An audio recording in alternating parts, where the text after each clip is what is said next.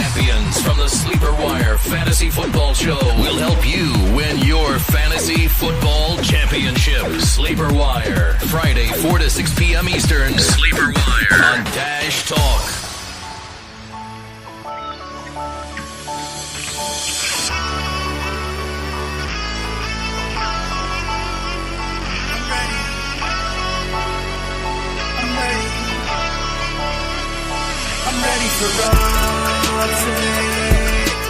Welcome, Sleepers, to another SleeperWire show. If you can't tell already, it's not Nick, it's not Steve, it's your favorite host, Max, back at it again, here to bring you some awesome news and updates from this past weekend. Joining me today is Dirty Jobs Mike. How are you, Mike? What's happening, man? How we doing? And the other guy with us today, we are lucky to have him, is the big boss, the big Pumbaa, Adam. What's up, buddy? Hey, I'm here for my encore. How's it going, guys? So, how'd your fantasy weekends go, guys? Adam, let's start with you. You know what? Everything SleeperWire did great. We won in just about everything that SleeperWire is a part of. I lost in everything that I'm going to make money on. So I'm really conflicted here. I guess if it had to go one way or the other, I'd prefer SleeperWire winning over me winning lots and lots of money. All right, Mike, what about you? It went really good. I think I lost in my 2 money leagues, so that kind of sucks. Or I think I'm going to land about 8-3 this weekend. Possibly 9-2. Oh, that's actually not a bad record. This is the first year that I'm not in like 10 leagues, which is surprisingly just relaxing. It's beautiful. Short of the SleeperWire leagues, in one of the longest leagues I've been in like for years. It's my quote unquote big money league. I'm on my way to being undefeated, which would be really, really nice. With all the different stuff SleeperWire is doing, I didn't feel that I should spread myself too thin if you guys needed me to take the reins of any of the teams. So this weekend was pretty good for me because, as you said, Adam, SleeperWire teams are doing very well. But you know who's not doing very well? Odell Beckham.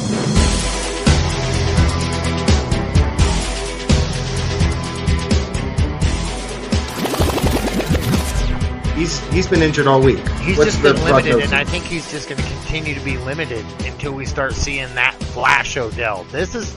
He does not look like Odell to me this year. He looks like a very hurt person. Every time I see him take the field, it just seems like he's in just pain, just excruciating pain. Well, Mike, you said it last week. He looked like he was in pain, but he's definitely in pain now with a broken ankle. So, guys, he's out for the season. If you're an Odell owner, who do you target? Or are the Giants just done this year? I'm just really not too sure who I'm looking for. I'm actually looking for different team options right now off the waiver wires. I just don't see anybody on the Giants being very productive. I'll tell you, I know exactly who to play. Any defense against the Giants from this point on out. That's how I feel about the Chargers. Yeah, well, realistically, I mean, Eli is not looking like a Super Bowl winning champion, and they're 0-5, right? Can you just say nobody? That seems fair until next week, until we figure it out. I mean, we should maybe hear things as the week goes on and have a better idea. But there's nobody I'm targeting as of this minute right now on Monday, October 9th. Yeah, because guys, we record these shows on Mondays. They come out Tuesdays. That's why we really don't touch on the Monday night show. But I will say, I was looking forward to seeing Gallman work. Eli, I don't like, but he almost looked like he was going to snap out of his slump. Because Eli, as much as I personally don't like him as a quarterback, because I'm just not a Giants fan, he's one of those guys that somehow always just gets it done. But he needs that number one. Now, Victor Cruz is still a free agent. Maybe they could turn to the vet in him. I don't know what the Giants are going to do. They might just hunker down and look for that first-round pick and maybe draft a new quarterback, because Eli does not look like he's aging gracefully. Jordy Nelson hurt his leg again. He's hamstrings day to day. Are you worried about it at all? Not really. Jordy Nelson, when he's a very tough man, he seems to play through a lot of injuries. So I'm not. He's an elite player. If he can't go, then he can't go. As I said with the last team, we'll find out as time goes on. But I am not that concerned. Jordy Nelson, if he can play, you play him. He's just one of those stud players. He's just one of those guys that you can rely on week to week. He seems a little banged up from time to time, but I think he was just taken out of that last drive as a precautionary measure. And I mean, when you've got Aaron Rodgers with that look in his eye, you can throw me out there and I can produce for that team. He just can send it there fast, get your arms up, catch the ball. So I'm really not too worried about Jordy.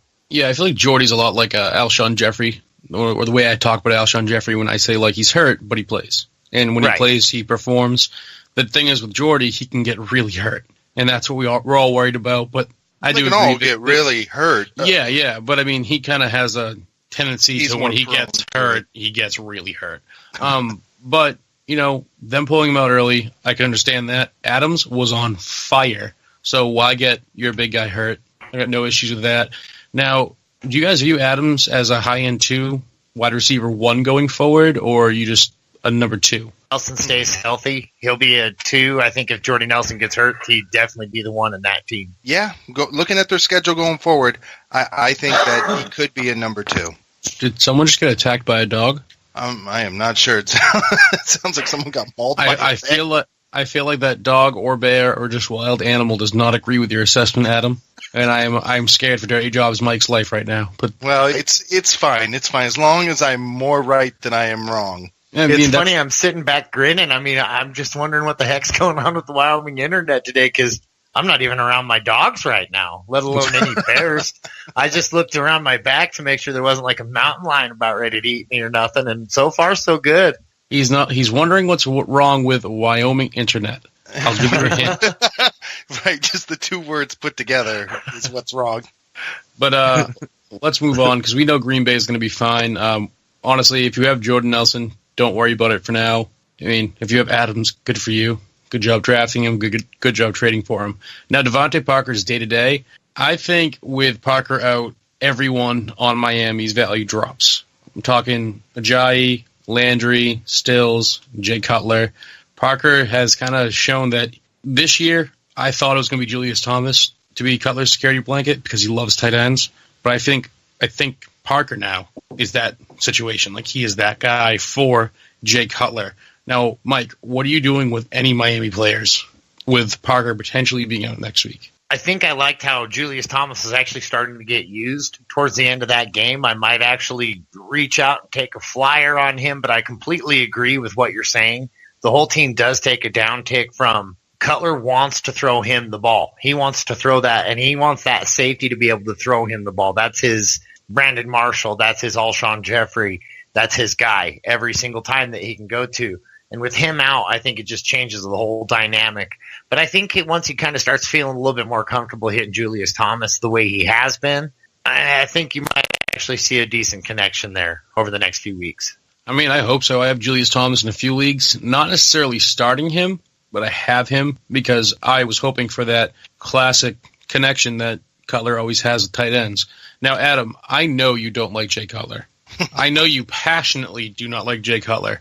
What do you think? Yeah. What do you think the future holds for Miami? Are they a team where you kind of just want to sell low now and get out, or just hold on and you think it'll get better with Parker coming back? Maybe not this week, maybe next week. I really, man, I'm sounding like a negative Nancy here with all my just get rid of these guys. But you just hit 3 teams in a row that I am not a fan of, and Miami's one of them. I mean, listen to this. You got Damian Williams with 3 attempts, 15 yards. You got Kenny Stills with 2 targets. You've got Jay Ajayi with 25 attempts. And Jay Ajayi's 25 attempts yield him 77 yards with 3.1 per carry and a fumble. So, man, you are just not looking good on the entire Miami side, and it all starts with Jay Cutler. As a matter of fact, we were even talking about Jay Ajayi last week. I mean, what I heard over and over again from the guys here at SleeperWire was 3 200-yard games. I mean, that's what got him a majority of his yards. But I'm also listening to a bunch of you other guys out there who are saying the door is opening. He's getting ready. It's going to come. This is the week for it. So if there's a week, it better be this week, because otherwise his stock, I think, just plummets. Yeah, against the Titans, it has to be. You have to do it this week. Yeah, but you also got to think, like last week's comment, what I'm talking about. The Titans aren't a slouch defense, just saying. But with Ajayi, with this stock going down, with the caliber running back we expect him to be, or we expected him to be, what do you think you could get for him? Like, would you target like maybe Amir Abdullah, who had one good week, just is coming off a bad week, so the owner could be a little down? Would you go for Lamar Miller? Lamar Miller isn't getting much production, but he's putting in the work. The numbers are there that would show that he could be a good guy. I don't think you're going to get that. I think that's too high. I think you're somewhere right in the middle of those two. I think you hit the two closest right there. Whoever's in the middle of those two is who I target. I don't think the Lamar Miller's parting with Lamar Miller, not with the way that the Texans are looking. So I don't think you're going to get him, and I think Abdullah's too low. As a Lamar Miller owner, I would actually probably take Ajayi on the sole fact that he got 25 carries. And that, to me, says they want to use him. And I do think, again, I know I defend Jay Cutler, and I shouldn't, but I defended Tony Romo in the past when he was bad, and then he turned out to end his career on a kind of a high note. Once this offense figures out what they're doing, something good should come of that. You know what I mean? They should be a good team.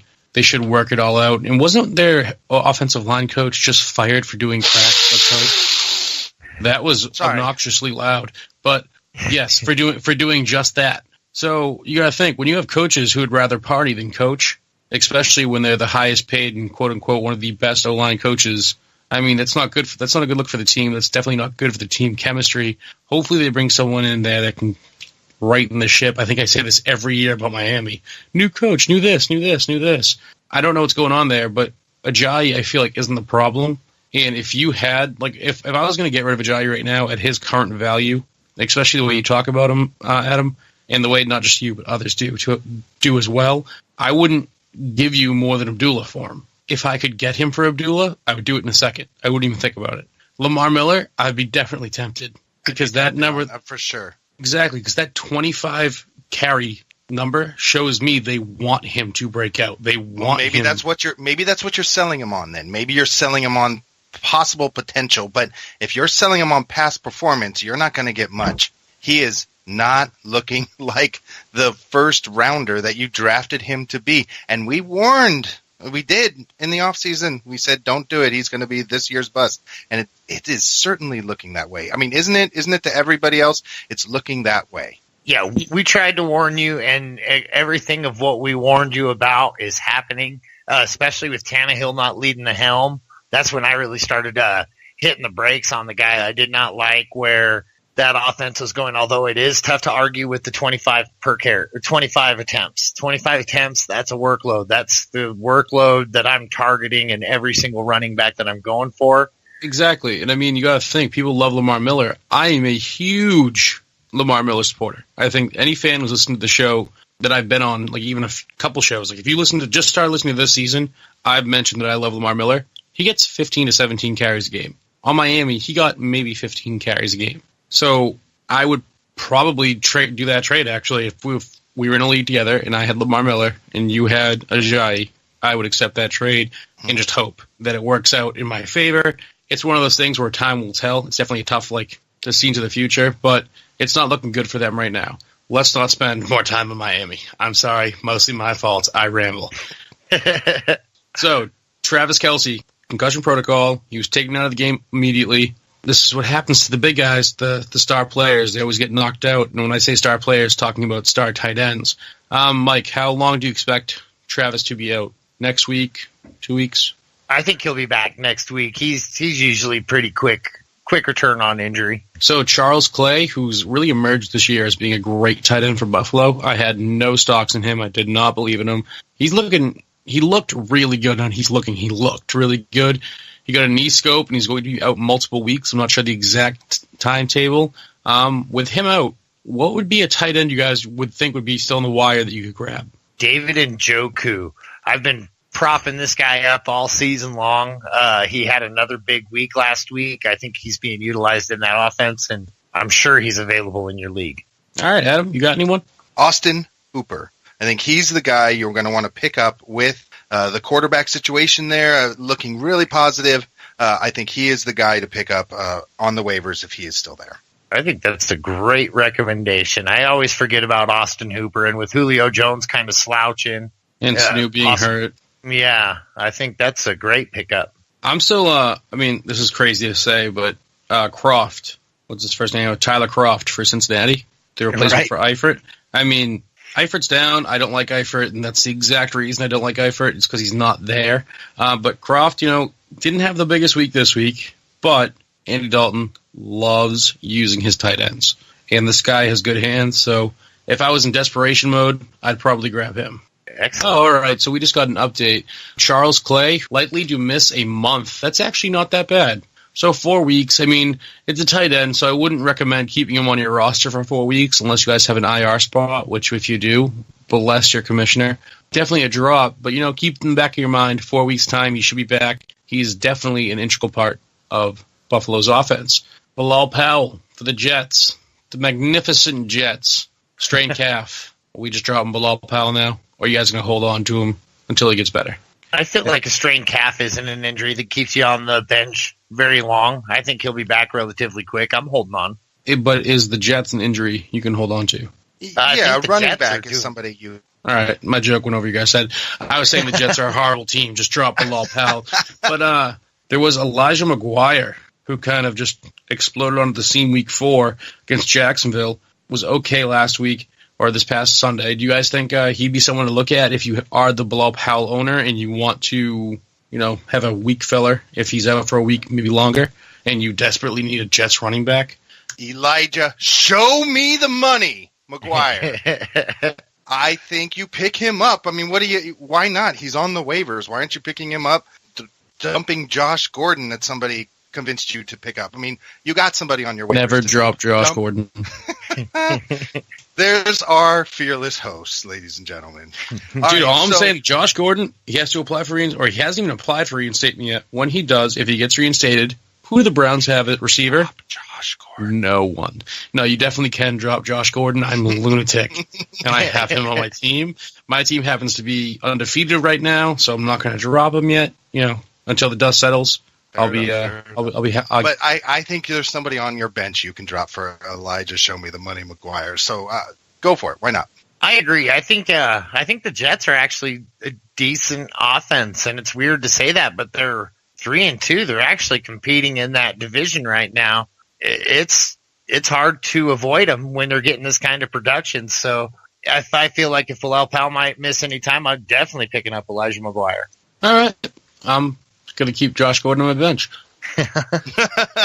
So Terrence West is out multiple weeks. I think he's safe to drop. Buck Allen led the team in carries, but I'm really liking Alex Collins. The guy isn't the most, I want to say, not productive, but isn't the most consistent runner, as to where sometimes he only averages like 2.7 yards a carry. But every week he goes in, he breaks off a huge run, whether it's 25 yards, 50 yards, whatever. I mean, I think I've watched him week after week average like 9 carries, 80 yards. It's just like a thing that's happening. So with Baltimore's horrible backfield, would you guys just stick with Buck Allen because he's getting the carries, or would you look for Alex Collins to break out? Adam, you want to start with this? I've got Buck Allen on one of my teams, and he is just doing great. I am really happy that I'm able to put him on to my flex every single week in and week out for the last couple weeks. And he got me 14.5 points last week. And I know Collins is doing great with the 82 yards, and I know he's getting the attempts. But realistically, this last game, Buck Allen got 21 attempts. So, I mean, the outpacing is there. You're going to want to play Buck Allen over Collins. I mean, without a doubt, right? So to play devil's advocate, you are not a fan of Ajayi, who got 25 attempts, but you are a fan of Buck Allen, who got 21. That's different. I'm not a fan of Ajayi because you drafted him in the first round. I'm a fan. All right. I get that. You got him I get off that. the waiver. I get that. All right. I definitely understand that. Mike, what do you think? Are you going to take a flyer on Collins, or are you going to play it safe with Buck Allen? I think I also play it safe with Buck Allen. I think he is the dominant back of that team. I think he does get spelled by Collins. Collins is a great running back. So if he's not available, he is a serviceable back. I would never recommend running both on one team, but I could see running either on your team as a flex play. Now, Woodhead is still a month to a month and a half away. Do we cut bait with him, or do you just hold him and just have a dead spot in your bench? You hold him. You keep a dead spot in your bench. You hope you have an IR. Yeah, just start petitioning the commissioner now. please give me an IR, please. I want a suspension spot. IR-suspension. That'd be so nice. All right, so J.J. Watt and Merciless are done for the season. Houston's defense not looking too fantastic without them. But, I mean, it was KC, and KC's on fire right now with Alex Smith just slinging the ball deeper than he's ever thrown before. He's leading the league right now in average yards an attempt, which is crazy. But if you're a Houston defense owner, because I know some people don't stream defenses like me, they keep them as long as they can. Are you worried about the defense in Houston? Yeah, of absolutely. Course. Yeah. Well, I mean, they have Cushing coming back soon, I believe. Well, he's a 10-game suspension, so 5 more games for him, and he'll be back. Jadeveon Clowney still looks like a monster, and I feel like Houston's one of those defenses that has a bunch of no-name studs. I mean, losing J.J. Watt Merciless is a huge hit to them, but are you really going to find better defenses on the wire unless you're like me and just trying to play matchup? I think you can find a better defense on the wire than Houston right now. I feel like without J.J. Watt, they lose so much of that run defense, so much of that leadership. I do not see them bouncing back from. They didn't do well last year when he was out. Yeah, that's true. He was out 13 games last year, and I watched him go down. That looked painful as hell. It did.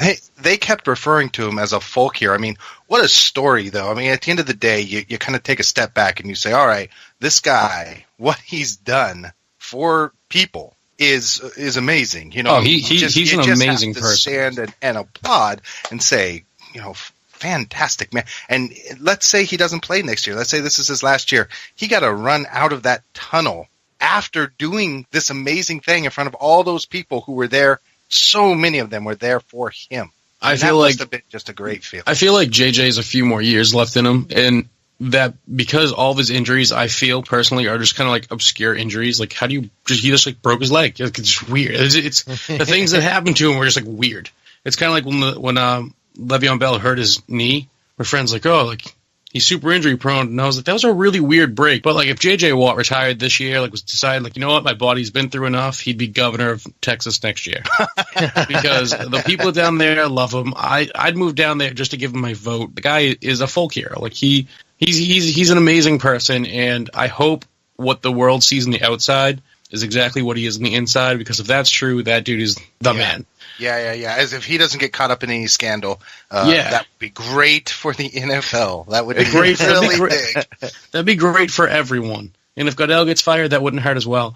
So the Dolphins O-line coach is out indefinitely. We already touched on that. The Dolphins, again, with another coaching change because that is how their life works. Did you say they had a line change? I thought it said offensive line coach. Guys, I got nothing against exotic dancers, but when you are a NFL coach, focus on football, not them. How do you guys feel about Big Ben's confidence coming out? Didn't he come out and say, I may not be the one anymore? Didn't he just say that? I may not have it anymore, is what he said, which makes me think that he definitely has it because he says it every single year. Yeah, and then he just comes back and explodes and says, oh yeah, that's right. I all I have to do is huck it near Antonio Brown. All I have to do is hand it to Le'Veon Bell. My job is easy. That's why I get in arguments with people over Ben Roethlisberger, and I'm like, oh, if Matt Stafford was on that team, they would be a better team. No, Big Ben is great. It's like, oh, okay, well, Carson Palmer a couple of years ago, if he was on that team instead of Big Ben, no, Big Ben is great. It's like Big Ben has had amazing offensive weapons his entire career. We have a ton of more games to go through. I'm just saying, I need to get this rant done. And every single year, he bitches and says, I'm thinking about retirement. I think I'm done. And it's like, dude, shut up. No, then leave. Leave. Let someone else take this awesome offense. Like, if you think you're done. And, Adam, I'm the host. So this is your way of telling me to fuck off, right? Oh, yeah. All right, guys, let's get into the game recaps. All right, so the Patriots beat the Bucks 19-14. I think Mike had a clip about that. That I had a dream last night. And keep in mind, we haven't seen any of the game. They're just about ready to kick off. That Bill Belichick was laughing at me because I doubted the Patriots defense.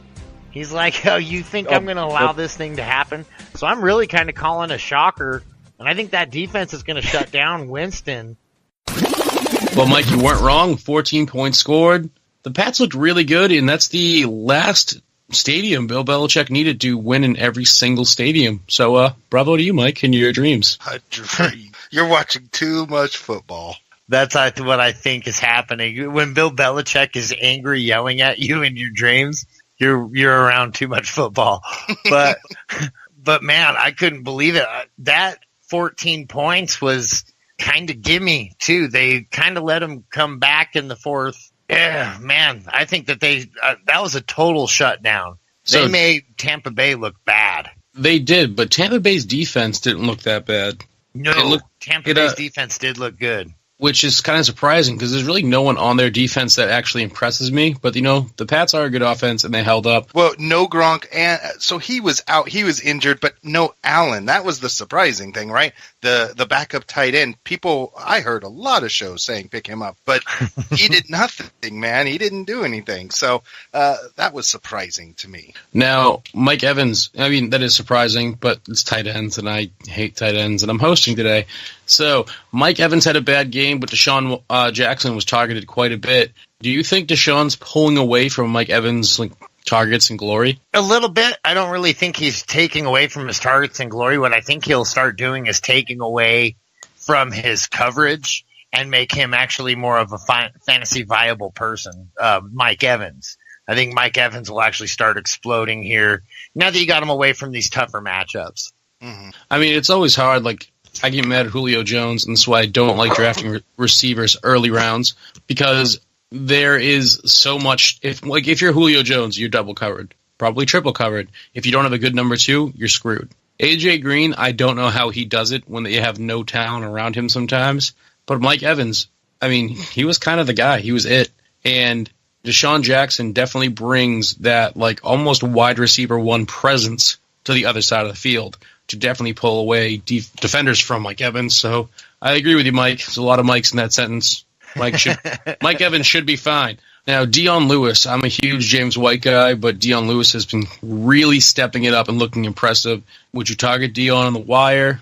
If you have him, are you going to try to sell him high? If I have Dion Lewis, honestly, I'm stashing Dion Lewis in a lot of leagues. I've been really high on this guy all year long, and he's finally starting to show a little bit of fantasy relevance. I have always thought he is the number 1 running back on that team ever since a couple of years ago when he just dominated. And then he got injured and they saved him up last year. Well, I think you're starting to see that true Dion Lewis come back, and I think it won't be long before he's the number 1 in that backfield. I think he'll actually take it over for 1 through 3 downs. Mike, I want to wait until Bill Belichick fills you in on the running back situation, your next stream. Exactly. All right. So once you wake up and you're like, oh shit, it's James White, then I'll know for sure. All right. So the Eagles beat the piss out of the Cardinals. It was insane. Carson Wentz, my homie, my unofficial homie. He doesn't know we're friends yet, but he'll figure it out. He looked amazing. Now, if Carson Wentz is on anyone's waiver wire, are you going after him, Mike? Oh yeah, I tried to get him as much as I could this weekend. And unfortunately, he's just not available on too many waiver wires.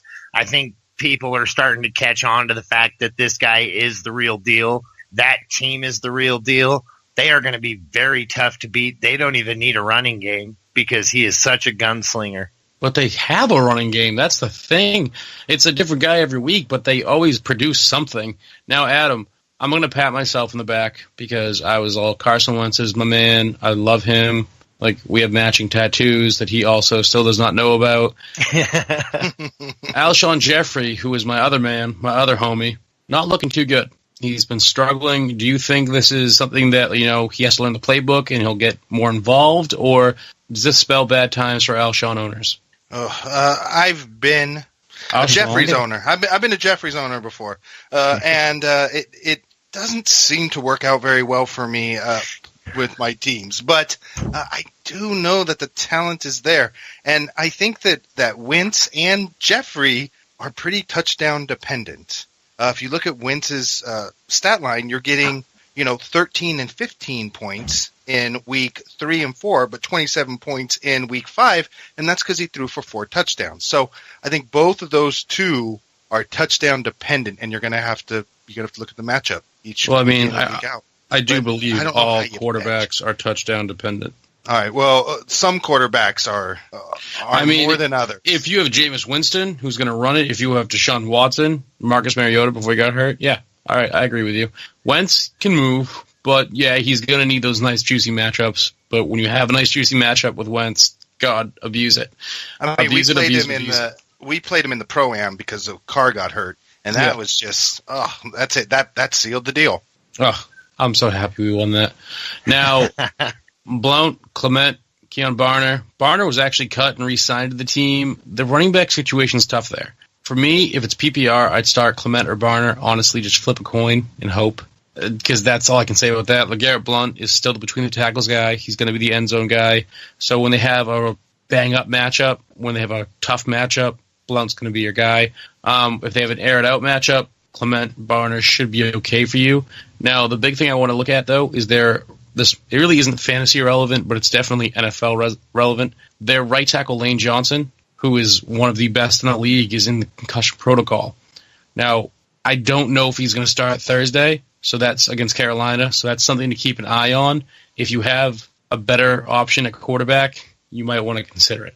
Carson Palmer, looking terrible. Are any of you guys excited about the Cards wide receiving core? And please don't say Larry Fitz. Wait. Yeah, when did he start looking terrible? All year? Okay. I think he's actually had a pretty solid year. Carson Palmer? He didn't put in a touchdown this week, or he didn't get the touchdowns, but he still had another 300-yard week. That's 3 in a row. He had on week 1, 48 attempts, 269 yards. Week 2, 36 attempts, 300 yards. 300 yards for the next 3 games. And then this last game, 44 attempts for 291 yards. How is that bad? All right, well, I don't think the Arizona Cardinals look good at all, and I don't think that your quarterback is your guy. I mean, I know Chris did agree with me when I say this, but when Jay Cutler went 21 for 26 for only 200 yards, people were freaking out. Jay Cutler was terrible, booing him. And it's like, that was a great game. His completion percentage was through the roof. Carson Palmer isn't getting it done. Fitzgerald's the only great receiver they have, and I'm not even looking for great. I'm looking for consistently good. And I thought it was Nelson, but now I don't. Is there anyone on that team that's getting you excited? Maybe Ellington? Their O-line looks terrible. Carson Palmer's older. He's going to fall apart. It's a fact. I feel like he does it every year. John Brown. Please stop saying John Brown. Oh, my God. He's looking good. He's looking back. Back from what? Where was he? When was he? One game a season? This dude has one long touchdown every 6 weeks. Everyone's like, oh, here he is, guys. You see that? That's Odell Jr. I agree with you, man. I agree with you. I agree. I don't think that he's the next great messiah of football. No, and Mike, I'm not giving you this shit at all. I hear it from other podcasts, and I hear it from my friends. People would ask me fantasy advice, and I'm like, oh, yeah, just drop John Brown and pick up this person. They're like, drop John Brown? Do you know who John Brown is? It's like, dude, come on. Look at the stats. Not that good. The other Brown, Jerron Brown, better. J.J. Nelson, more consistent. Me personally, don't like the Cards. If you have Fitz, start him. Ellington is actually looking better. Would you guys look to target Ellington in the waiver wire? He was my Dirty Jobs Player of the Week last week, and he put up 15 points. I love it. I'll take 15 points out of a flyer every day. But also remember, those are receiving points, not rushing points, right? Yeah, so they're better. better. He was -2 for rushing. Yeah, yes. But you got to also have to think, if you're in a PPR league, a receiving or a running back, or it's technically a receiver that you can play at running back is even better for you. That was kind of that was Tyreek Hill's whole appeal when he first came onto being noticed. Same with Ty Montgomery. He was a running back that you could play as a receiver. Yeah, Ty Montgomery was awesome last year to be able to put him in either one of those spots. It opens up your entire roster and helps you out immensely.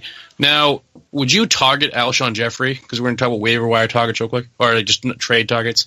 Would you try to target Alshon Jeffrey right now that he's slumping?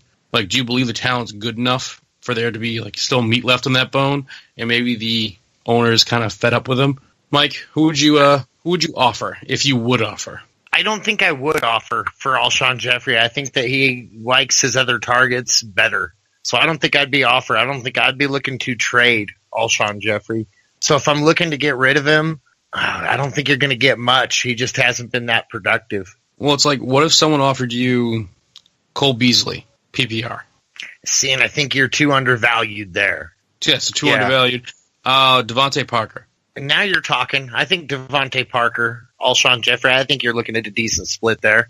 Like Marquise Goodwin-esque. He's had a few good weeks. I think you're looking more like a Cooper Kupp. Oh, yeah. I'd keep Cooper Kupp. I love Cooper Kupp. I like Cooper Kupp too, but I'm saying I think that's the range. That's the range that I'd be looking at for him. And I don't know if I can part with Jeffrey. I don't know if I can do it because knowing where I drafted him at. Yeah, I just don't know if I can let it go. But you probably should, but I don't know if I can. The talent's there. I feel like he just needs to figure it out.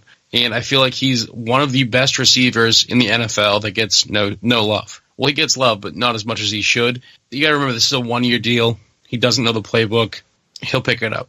He'll be fine. I'd target him if you can. If you know someone who's like, oh, no, like blah, blah, blah. If you can, I'd probably trade Cooper Kupp for him. If I had Cooper Kupp and I knew the Alshon owner wanted out, I'd go after him. I'd consider even trading maybe Dez Bryant and be like, hey, I'll give you Dez and this person for Alshon and maybe an upgraded running. How about this? If I offered you, let's say I had Dez and Amir Abdullah, and I said, can I get Alshon and Jay? Yeah, hell yeah. Give me Dez. Give me Dez all day. You could do that just straight for Dez. You didn't finish the thing. Yeah, but what I'm saying is you want to upgrade with Dez. So it's like I'd offer you Dez and Abdullah for Alshon and Ajayi. Would you accept that trade? Well, see, now that's a little more painful. Or Alshon and like Lamar Miller. No, but if you could give me... And we would end up talking this through. That's the way this would go. But it would need to be more than Abdullah. See, because I feel like Dez is I feel like Dez is good, but he's inconsistent. Well, Dez for Jeffrey, you're winning. Yeah, if you get Dez for Jeffrey straight up, no one's going to do that. But what I'm trying to say, like, that's the kind of deal I would swing for Alshon because there is still, in my eyes, value there. I don't think Dez is going to finish that much higher than Alshon this year. Personally. Personal opinion, guys. This is an opinion-based show with some stats. I think Dez finishes about 40 spots above Alshon. 40? Finishes way higher. Not 40, because then you're saying cookie bet. Like cookie bet. Cookie bet. I would never put a cookie bet on 40, but it's going to be up there. It's going to be an immense difference. No, I will bet you guys right now. Good. I will bet you guys right now that Alshon finishes within 15 spots of Dez. 15? That good? Give me 10, and I'll take the bet. Well, 10's nothing. 10 is 10. All right, Mike's got 15. All right, we'll take that bet with Mike then. All right, cookie bet. It's on. All right, so let's hop off the Eagles. The Dolphins and the Titans. Dolphins 16, Titans 10. Ugly game on both sides. Is Matt Moore the quarterback of the future because people are hating Jay Cutler, or is it realistically the Dolphins O-line's fault? Because Jay Cutler... I think we spent too much time on the Dolphins already. Just real quick, is it Matt Moore or Jay Cutler? Jesus.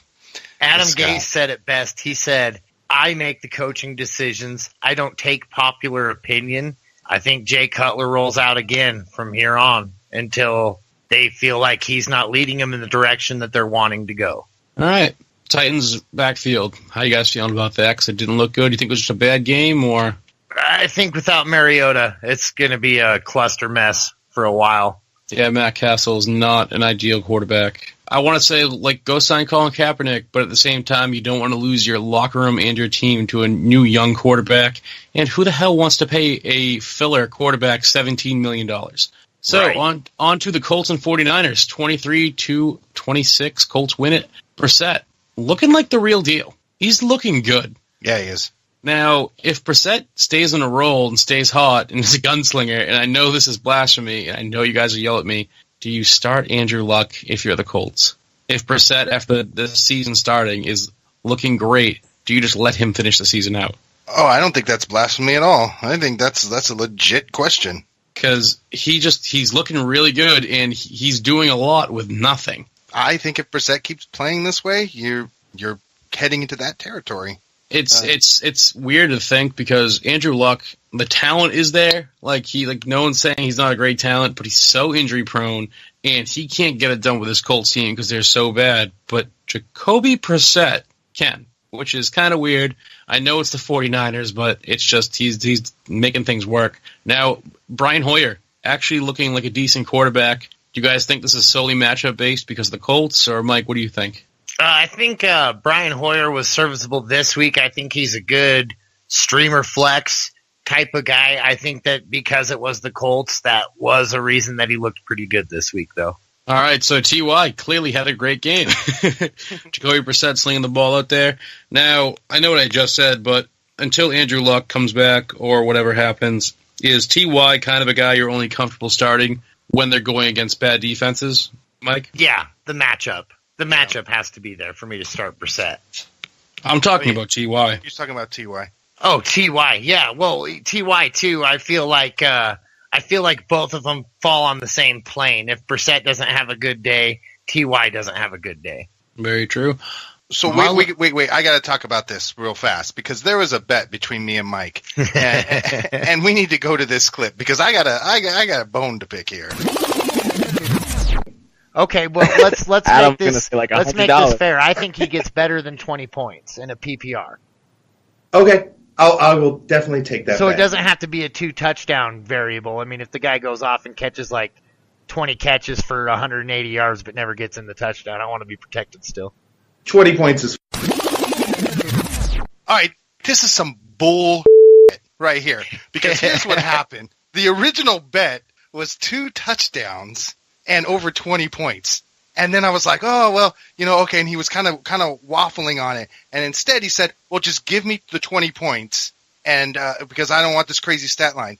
And you know how many yards he got? 177. Mike called it within 3 yards. And what I should have done, since he said 2, I should have said 1 touchdown, but I didn't negotiate it down. I stupidly said yes. And now I'm stuck on the hook for $20 because I didn't negotiate that correctly. So let this be a lesson to you listeners. Always go half. Never go all the way to the other guy's side. Go half. And you'll have better odds. I would have won if I had done it that way. In the words of Steve, I put on my salesman hat and I went knocking and we got what we were looking for. That's ridiculous. All right, so Marlon Mack was a running back that I brought up in the preseason that I thought would take over the backfield. Looking very good. What do you think about Marlon Mack, Adam? Is it time for Frank Gore to step down? So week 2, I traded Kenny Golladay for Marlon Mack in one of my money leagues. And I'm still feeling good about that trade if the attempt seed from Gore to him. It's all going to be game dependent. You're going to have to listen as the week goes on. But I like Marlon Mack. All right. Mike, what do you think about Marlon? Actually, you can hear about my whole take on Marlon Mack on this week's Great Debate. That's who I am debating versus Breida. Oh, well. Nice. That's a good debate. Debate. Every debate's a good debate. Yeah, but this one in particular some are better is than be others. A good one. Yeah. I mean, with Carlos Hyde down, Breida could be or not down, but with a bad hit. So, anyone start Kittle? Anyone? The notes say anyone besides Hoos, but I don't even know if Hoos actually started him. Well, ask Hoos who he is and who his backup is and who his backup is because he'll be 3 deep into telling the prophecies. Let's talk about players I've never even heard of that Hoos is like, this guy. Kareem Hunt, preseason. Well, the problem is that I like they Kareem hit. Hunt going into too. That's the issue. I've had one person. How long have we been doing this? This season 3 or 4? Season 3. This is all right. Season 3. I mentioned what's his name? Oh my God, for the Bears last year. Eddie Royal? No, it was their wide receiver who I was saying had all the intangibles of Alshon Jeffrey. Cameron Meredith. Cameron Meredith. Thank you, producer Steve, for being my hero yet again. Nice. So it was Cameron Meredith. He was the only guy that I can remember being like, hey, you should all look at Cameron Meredith. And Nick was like, who is Cameron Meredith? And for a second, I was like, I know what it feels like to be Hoos now.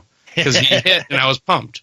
But well, the best was when Hoos said Bruce Ellington, and Nick was like, oh, you must be confusing 2 players, Andre Ellington and I was on that show. I remember that. I was like, who is Bruce Ellington? Like, what are you talking about? He's like, yeah, he just made he got called up off the practice squad. He's some random guy. I saw him at Waffle House or something. And gotta love Hoos. Yeah, the guy knows his sleepers. He must watch college football more than me. That's got to be it. For sure. But hey, Kittle, I guess, waiver wire ad if he's out there. If you need running back, Breda, listen to the debate to decide who you want to add, Marlon Mack or Breda. If I'm saying Breda's name right. If I'm not, leave a bad review. You're going to anyways.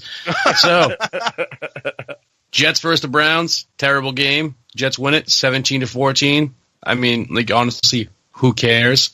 Adam, I know you have a fella named Duke Johnson you have some thoughts about. You want to share him?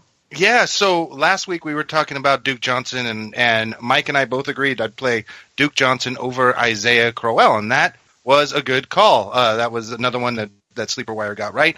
I like where you drafted him for what he's producing for you. Again, matchup dependent, and as the week goes on, you'll see how your team shakes out. But not a bad play in almost any format. So I like Duke Johnson going forward. He's probably somebody you have on your bench that you got way late. One thing I did take bright out of this game is the tight ends. Both sides of the tight ends. I like David Njoku this point forward. I liked him before. He's starting to get used. That guy is just such a monster. He's got to be the target guy for that team. And then Austin Seferian-Jenkins put the biscuit in the basket this weekend too. He did. He had a pretty decent game. I mean, he at least scored, which is for touchdowns for tight ends this year. A touchdown is almost good enough. So yeah, I like the tight end play out of both of these guys. And Jameer Kearse, I mean, coming from Seattle, he's now their number one. Looked all right. He scored. So, I mean, there are guys on the Jets, if you're in a deeper league, you can play. Same with the Browns. There's always people on teams who can play, but we're not excited about either team. If you have Crowell, I don't know what to tell you. Just keep holding on and holding hope. I just dropped him in one of my money leagues. See, it's crazy because I'm waiting for the kid in my league to drop him. I've tried to trade for him. He literally told me, don't even bother trading. I'm just going to end up dropping him. And we all thought this would be the year he'd break out, and I don't know why. They were like, hey, run game, later. No, we don't want that. He had 16 attempts yesterday for 76 yards. I mean, that's just abysmal. And you had Duke Johnson, who actually provides spark. That's Kareem Hunt numbers, though. That's Kareem Hunt numbers. That's Ezekiel Elliott numbers. That's what all these running backs are doing now. They have a schnitload, I didn't swear, of carries, and they don't produce, huge run. So, honestly, Isaiah Crowell led the league in rushes over 20 yards last year. So you got to think, if he had 20 rushes for 104 yards, because he broke off a 30-yard run, no one would even be like, oh, it was a good game. You know what I mean? But he just hasn't been doing that. Oh, no, he hasn't, but he also hasn't been getting the work that he got last year. Let's not spend more time in the Jets and Browns. I got one quick question for you, because now we talked about these running backs. So if you've got Elijah, Show Me the Money McGuire, or you have Crowell on your waiver wire. Crowell. I'm going with Elijah McGuire. I'm going long-term with Crowell. All right. That's what I want to know. All right. If you need next week, you need someone, Elijah. If you are just grabbing someone to hold and see what happens, Crow. All right, so Panthers, Lions. Love the Lions this year. Is Cam Newton back, Adam? He was looking good. So last week I said, I don't think this is the week for Cam Newton, but maybe it's because I personally have something against him. And that turned out to be true. Cam is great. And I apologize to Cam Newton somewhat, because really it's kind of a wash now. Like I called you out and you said some negative things. So we're about even now. So I say start Cam Newton going forward. Same here. I'm in the same boat. I thought Cam was going to do way worse against that Detroit Lions defense at home, and he just destroyed them. Yeah, that was it up. Yep. Now, Funchess, what do you guys think about him? He's really kind of exploding as like a huge threat for Carolina. Yeah. When I said I dropped Crowell today, that's who I picked up. Yeah. Oh, that's actually a good move if you don't need the running back. Now, Ed Dickerson is the tight end for the Panthers, and he looks like he's going to be utilized quite a bit because Cam loves his tight ends. Now, if you are a Clay owner, would you go after him? Yeah, yes. Sure, of course. Yeah. All right, so Eric Ebron stinks. I've been saying this for 3 years, and I hate him, and I hate Eifert, and they can fight me. They'll beat my ass, but they could do it. Yeah, but Ebron, Eifert, these tight ends who are supposed to be amazing, and honestly, Eifert is really good, just can't stay in the field. Ebron isn't good, and he's been hyped up to be great, and he's just not. He's a John Brown of tight ends. Please, people, just drop him, grab Hunter Henry, move on. Hopefully the Lions will soon, too. Now, Amir Abdullah was bottled up Do you think that was just because the Panthers stout front seven, or do you think Abdullah's not that good? Because I love him. Mike, what do you think? I think it was that Panthers front seven. I think Amir Abdullah is the future of that offense, especially the backfield. All right, I can get on that train. All right, cool. All right, so we got the Chargers and Giants. God, it's like the Cleveland Browns and Jets, just like with slightly better quarterbacks. Do the Giants just implode now? Is like now the time where like you just sell? Grab Evan Ingram. That would be about the only thing I'm excited there. Orleans Darkwa looked really good. I thought he looked pretty good. He did, but that's the thing. We thought that last year, too. He had a couple explosive games, then went nowhere. I thought Gallman was the guy, to be honest, and I kind of still do. But I don't know. So it was a really, really weird game. Now, Hunter Henry. Looking good. Finally producing. It took you long enough, buddy. And, Philip Rivers been screaming to his helmet this week, so that's another really good thing. Now, besides maybe Gallman, Darkwa, Evan Ingram, Hunter Henry, are there any weird targets you guys want to go look at the waiver wire? Maybe Travis Benjamin, who missed a huge touchdown deep wide open, but the speed's there. He was just overthrown. Yeah, I like Travis Benjamin. I think he also had a tough New York Giants defense, a tougher New York Giants defense, kind of slowing him down a little bit. All right, cool beans. So, Jaguars pummeled the Steelers 30-9. Big Ben's crying about how he's old, and we all agree. Now the Jags defense is looking fantastic. Are they a defense you feel comfortable with starting every week? Yeah, absolutely. Right. They also aren't on any of my teams, and that makes me sad because if you can go into Pittsburgh and make Pittsburgh look that bad, you're for real. You're the real deal. And, I mean, if you look at Blake Bortles' stat line yesterday, he didn't do anything. That was all Leonard Fournette and the Jaguars defense. So, yes, I am fully on board. They are explosive. What about Leonard Fournette? Is this the beginning of things? But is this the beginning of things to come? Is he a 31-point player every week? Not every week, but Leonard Fournette, I was hesitant on him, and not because of him at the beginning of the season. I was hesitant on the Jags because I didn't know how they were going to use him. Because they haven't really used running backs very well in the last few years, but Fournette, I think, is the real deal. I wouldn't say an RB1 like that every week, but a low-end RB1, high-end RB2 every week going forward, unless you're against maybe Denver. I'd be comfortable saying that.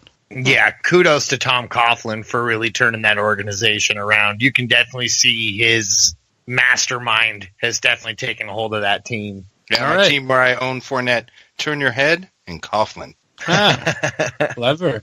So the Bengals beat the Bills 20-16. Tyrod Taylor got beat up a lot. The O-line looked good, but he wasn't letting go of the ball quick enough. LaShawn McCoy, no touchdown. And I'm a heavy, heavy LaShawn McCoy user. And might go to rehab for lack of touchdowns. I'm not getting the high anymore. You guys worried about McCoy at all, or just think it was the game flow, didn't work out for him? I feel like I've said it was the game flow, and it hasn't worked out for him 5 weeks in a row. I'm also really high on McCoy as far as ownership.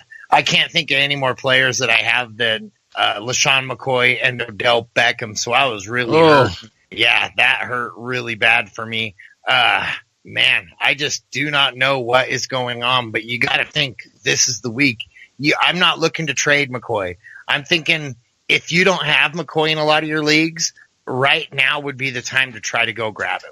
Yeah, well, he's on a bye next week, so you may be able to convince the owner, hey, here's somebody who's playing, who's equally as valuable, so and you get an extra week here out of him, or however it works out. But I still have faith that McCoy will do well. I'm not going to trade him. All right, so Mixon got the workload this week, and I don't think he looked good. 15 for 51 with a long of 12, so it's actually 14 for 39. Got a touchdown, but are you guys excited for Mixon going forward? I know everyone had a lot of hype, especially in SleeperWire for him. Yeah. He wasn't my guy, but Mike, what do you think? Yeah, I think he's going to be a very serviceable back. When you look at those numbers, also look at that defense that they face this week. The Buffalo Bills are not a slouch defense.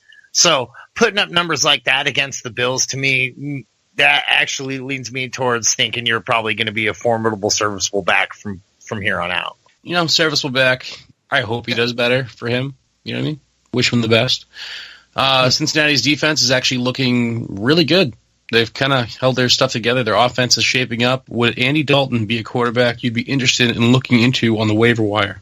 Yeah, Andy Dalton is one of my quarterbacks in one of my big money leagues, and I regret not playing him over Big Ben, who is another quarterback I got. I mean, there's a lot of 2 quarterback leagues there, or super flex leagues out there. You have to play Dalton if you're in one of those kinds of leagues. I don't know about picking him up in a 10-person league with 1 quarterback, but a 12-person league, yeah, I could see picking him up. I could even see playing him some weeks for sure. The Ravens-Raiders game. The Raiders need Derek Carr. They are just not a good team without him. We already discussed the Allen and Collins situation and how kind of we all said Allen's a safer pick right now. If you need a running back, go for him. I like Collins myself. Wallace is starting to emerge as a decent receiver, boys. I've been saying it. Would you guys target Wallace on the waiver wire, Adam?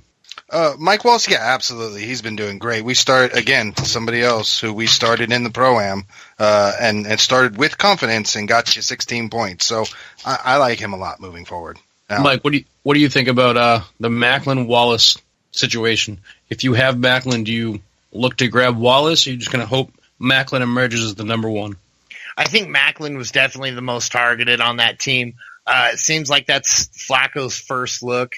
I think a lot of that is picking on a weaker team in the Raiders when they don't have Derek Carr. They just aren't as good.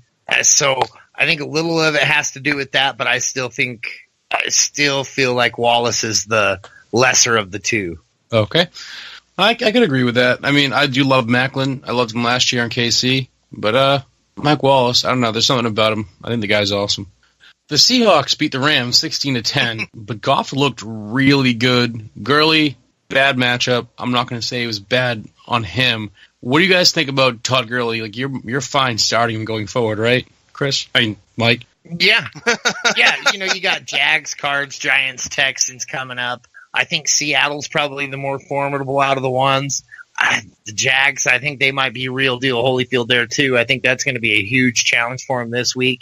But I'm starting Gurley. No worries about Gurley. But you think Goff is the real deal, huh? I think he's looking good, and I think he's the best thing they've had in a long time. And he's confident in his throws. 2 interceptions, 288 yards. 2 interceptions against one of the best secondaries in the NFL.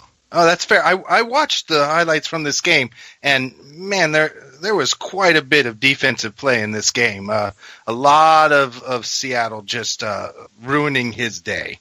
Yeah, but he threw every throw with confidence, and that said a lot of him to me. You know what I mean? Here's my question here with these guys. Sammy Watkins.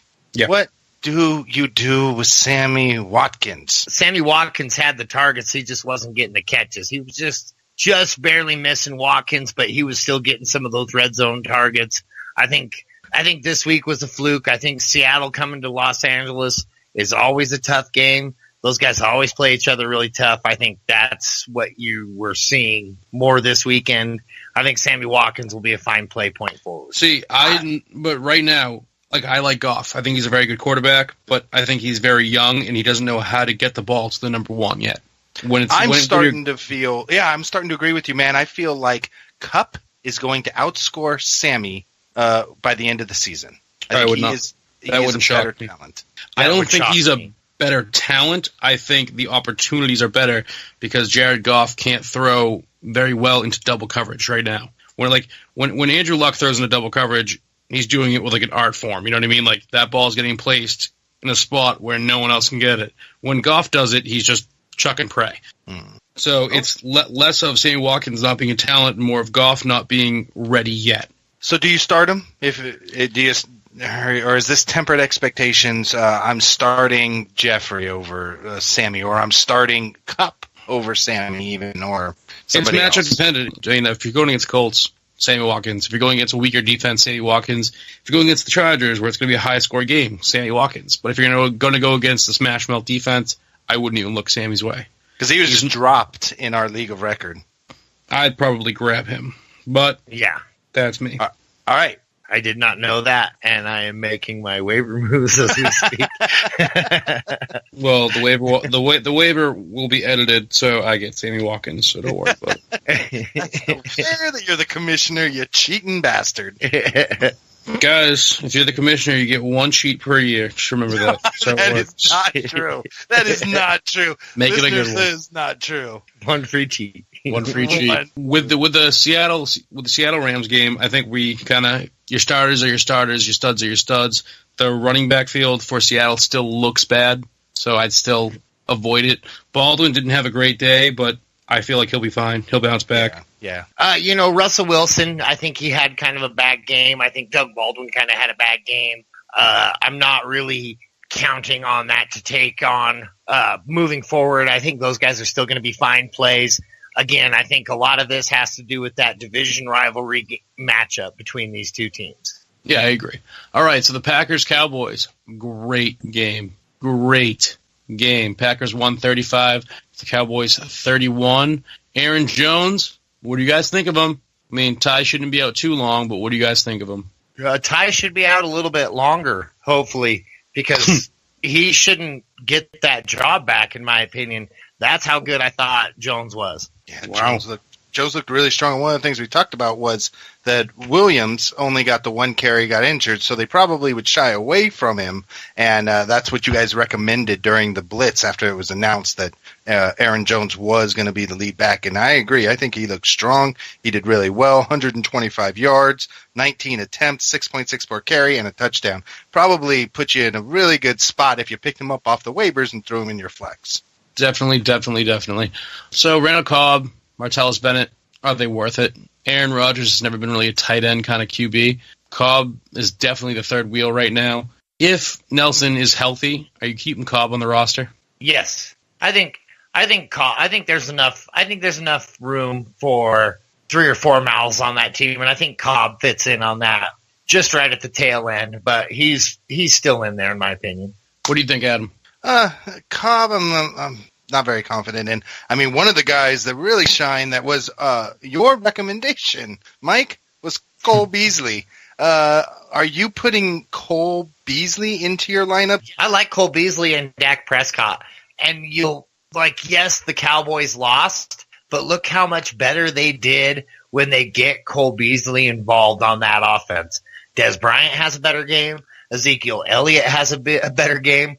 All because you got the bearded wonder out there doing his thing, and he's just, I don't know, he just is awesome. He's a great slot play. He reminds me a lot of Wes Welker. I can see that. Yeah, I'm a huge fan of Cole Beasley.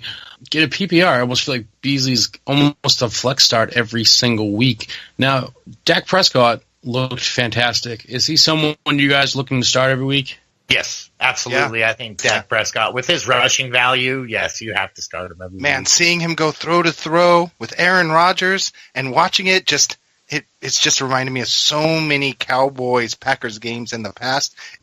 So Chiefs, Texans D, drop or keep. What do you think, Mike? I'm keeping them. I think they'll be able to maintain, and that really what I think I lean more towards in that scenario is the fact that their offense is so high octane that their defense won't have to be such a major factor in the game. So they're going to be sitting back waiting on passes most games.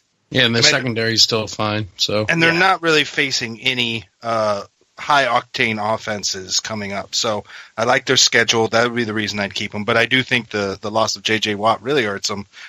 Next week they're playing Cleveland, so you're going to play them, and then you're going to see where they're at. All right. So Alex Smith is looking amazing, and I was reading this article saying how they think Alex Smith is better because they drafted a quarterback so early, and now Alex Smith actually has a risk at losing his job. Do you think that's a factor? And if so, do you think this Alex Smith that we're seeing is for real? Adam? I've always liked Alex Smith. I think this is for real. He's always been one of my 3 quarterbacks in those 2 quarterback leagues because you're able to get him late. He's consistent. He gets you the points. I think it was just a matter of time before this happened. And have you seen the stats that they put out there? I mean, one of the highest rated quarterbacks, one of the best percentages as far as throws goes for over 20 yards and short checkdowns. I mean, he's just got these numbers that are so much higher than they were last year. No reason not to see this continue. I mean, he is a plug and play in most leagues. He just doesn't want to see that history repeat itself, right? He remembers when Colin Kaepernick and he was out for a day or two and then he lost his job. He's like, nope, never again. I bet the 49ers are thoroughly regretting that. Oh, yeah. Absolutely. All right. So Watson, to me, looked fantastic. He went against one of the best defenses in the league right now in the Chiefs, and I know he did a lot of garbage time work, but that garbage time work was awesome. It was beautiful, like the throws, the reads. Now, do you guys think Deshaun Watson is the real deal, and do you think he's a weekly start? Mike, 30 points over the last 2 games. Sorry, just had to jump in there. Yep. Mike? Yeah, no, I completely think he is. I think he proved me wrong this week.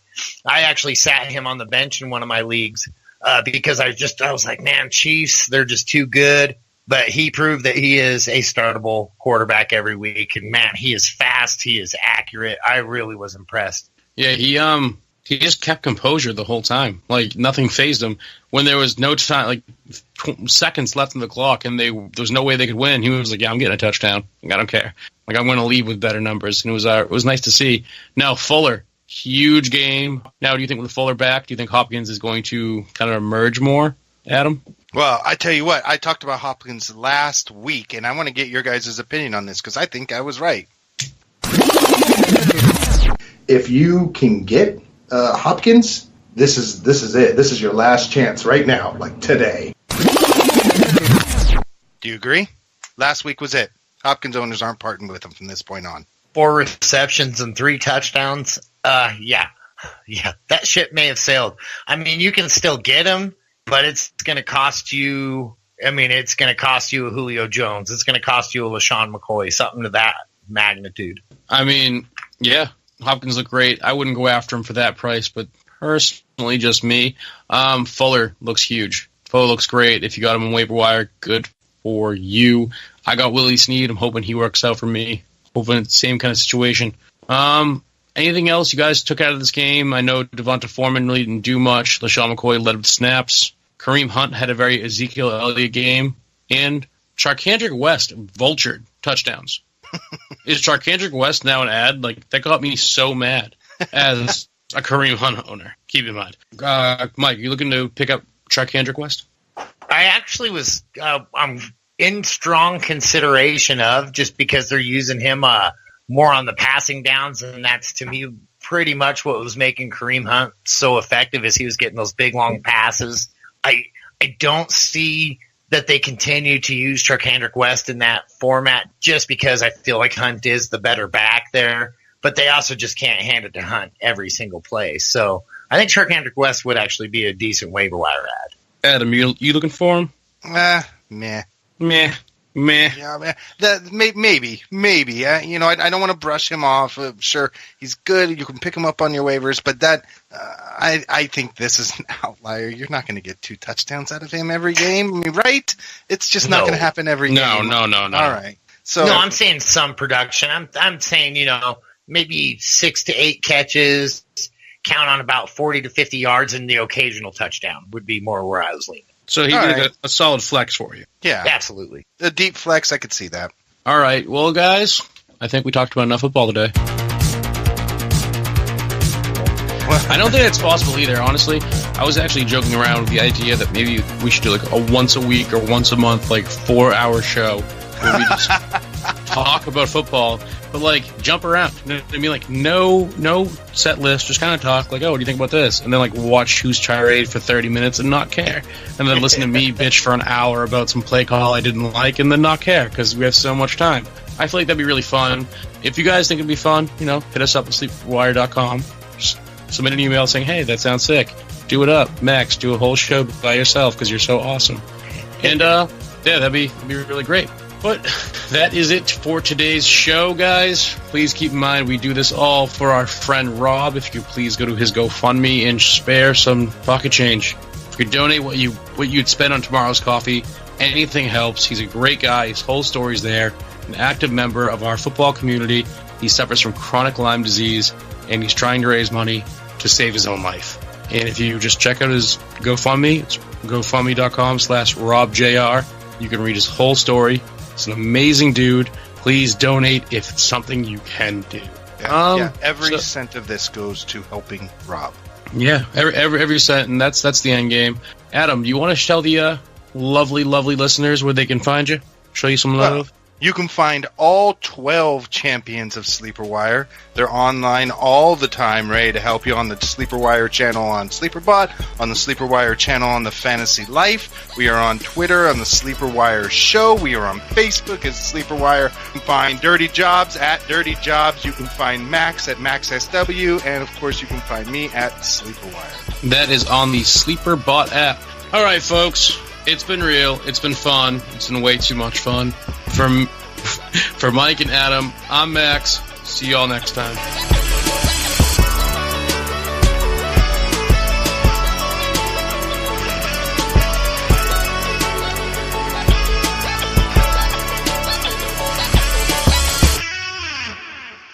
SleeperWire, the only fantasy football radio show with more than a dozen multi-time, multi-league, multi-year champions. Listen to the SleeperWire show every Friday, 4 to 6 p.m. Eastern on Dash Talk.